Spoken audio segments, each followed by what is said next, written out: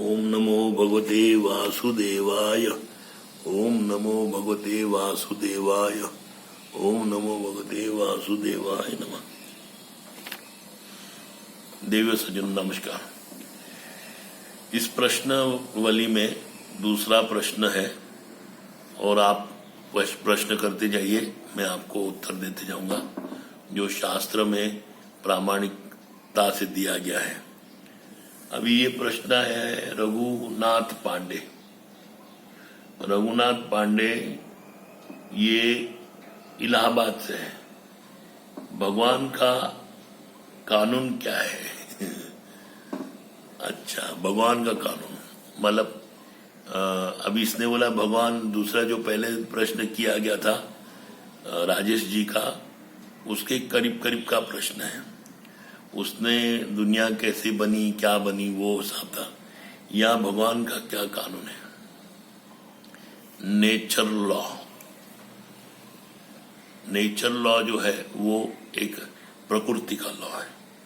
दूसरा आध्यात्मिक लॉ जिसको हम धर्म बोलते हैं। उसके बाद है हमारा अंतरिम लॉ, हमारा खुद का कानून, भौतिक कानून। भगवान का कानून क्या है? भगवान ने मनुष्य को रचा, उससे एक मनुष्य, स्त्री पुरुष, शत्रुपा और मनु उत्पन्न हुए। उससे मनुष्य का संसार उत्पन्न हुआ। उससे उनके बड़े भाई ऋषिगण थे, सप्त ऋषि, मनु, शत्रुपा, जो कि ब्रह्मा के अलग अलग अंग से निकले। तो यहाँ उनका विस्तार से प्रजापति रूप में बोले गए। प्रजापति, मनु एक प्रजापति है जिससे हम लोग मनुष्य जाति हुई। तो उसका कानून था मनुश्रुति में। उसके बाद मनु के बाद सप्त ऋषियों का अलग कानून है। उसके बाद हमारे अभी के जो कलयुग के कानून अलग है, सत्युग के अलग है, त्रेता के अलग है, द्वापर के अलग है।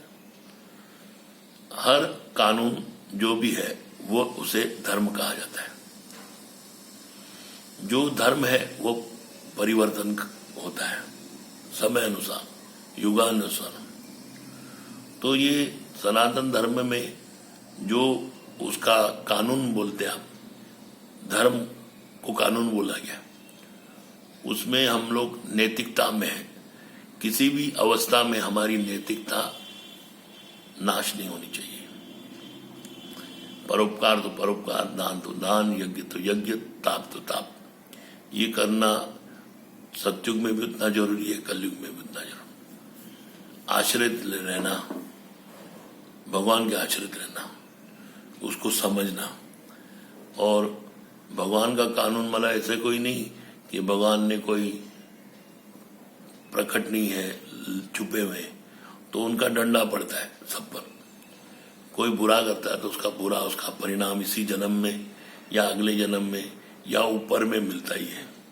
अभी कोई ये प्रश्न करेगा कि स्वर्ग और नरक का है, तो ये अभी आप समझ लीजिए भगवान का कानून ये है कि आप उस ईश्वर के विपरीत जाने से, अधर्म करने से आपको उसका दंड भोगना पड़ेगा।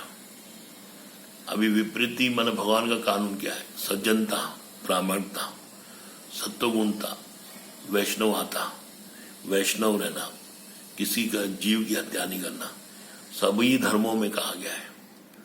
हमारे भी धर्म में है तो दूसरे के धर्मों में भी है कि जीव हत्या वर्जित है। लेकिन करते हैं, खाते हैं इस मुख के लिए और बाद में वो भोगते हैं बीमारियों के द्वारा। और उसके अलावा कीड़े मकोड़े खा जाते हैं, उनके शरीर में गैंग्रेन हो जाता है, टांग काट दी जाती है। जब आपकी टांग कटती है तो आप मुर्गी की टांग का अनुभव करते हो? उस समय नहीं करते हो। मुर्गी की टांग तो आपने हजारों खा ली और खुद की टांग में एक फोड़ी हो गई तो रोने लग गए। तो ये समझ लीजिए कि भाई हमको जो दुख है वो हमने कुछ गलती की है। उस गलती से बचने के लिए हमारे आराध्य इष्ट का पूजन जरूरी है, समझना, वेद शास्त्रों का अध्ययन जरूरी है। हरे कृष्णा।